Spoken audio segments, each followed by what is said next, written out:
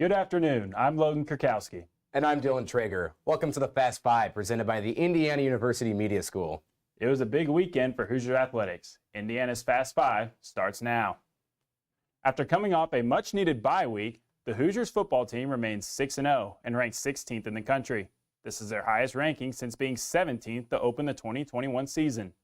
This weekend, the Hoosiers have a big matchup against freshman phenom Dylan Raiola and the Nebraska Cornhuskers from right here in Bloomington. This will be a major test for the Hoosiers as they look to move up the rankings and stay undefeated. Our very own Quincy Cofield has more.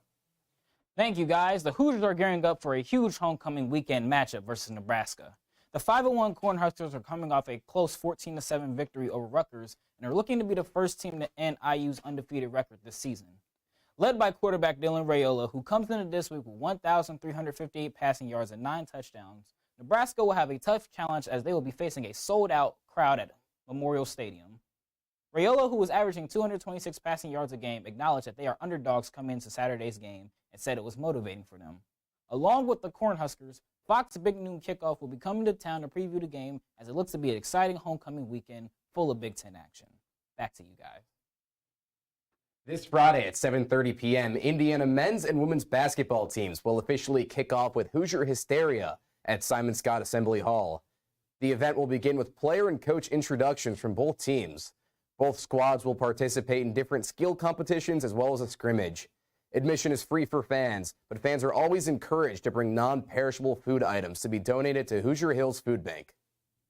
On Thursday, the Indiana women's soccer team played their first home game of October, hosting in-state rival the Purdue Boilermakers. Both teams fought a hard battle in the Golden Boot game, but the teams ended in a 0-0 tie. Indiana had 7 shots, including 2 on goal, as Purdue had just 4 shots.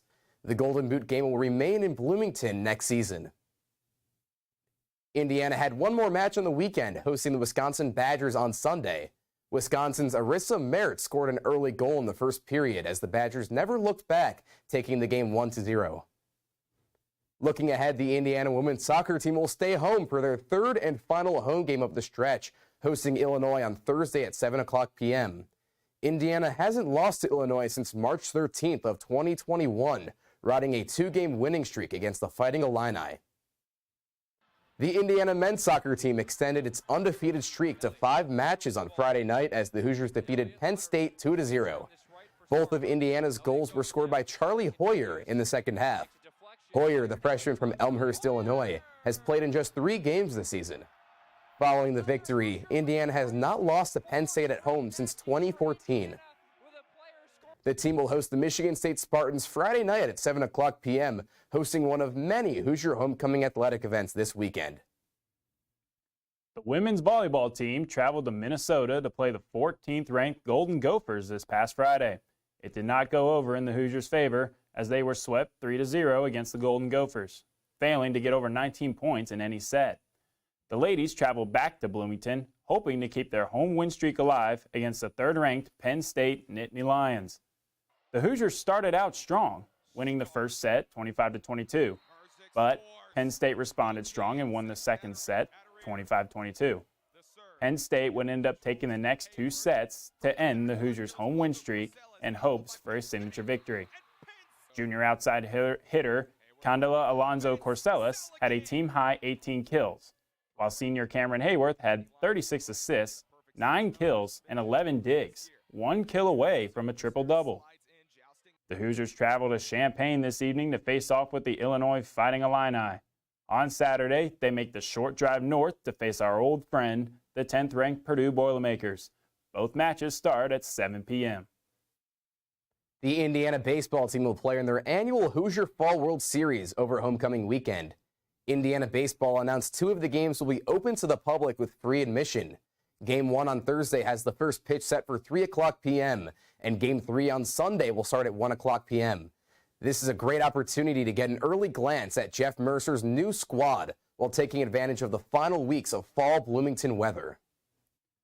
The Indiana field hockey team traveled to Iowa City to face the 10th-ranked Iowa Hawkeyes and walked out with a huge 2-1 upset win in double overtime. The score was 0-0 as they headed into halftime, not even letting the Hawkeyes get off a single shot in the first half. Senior midfielder Meredith Lee scored first for the Hoosiers, but Iowa would soon tie it at 1-1. In the second overtime period, senior midfielder Sofia Arabola Garcia scored the game winner off a penalty corner. This is back-to-back conference victories for the Hoosiers, as their overall record now stands at 5-6, and they are 2-3 in conference play.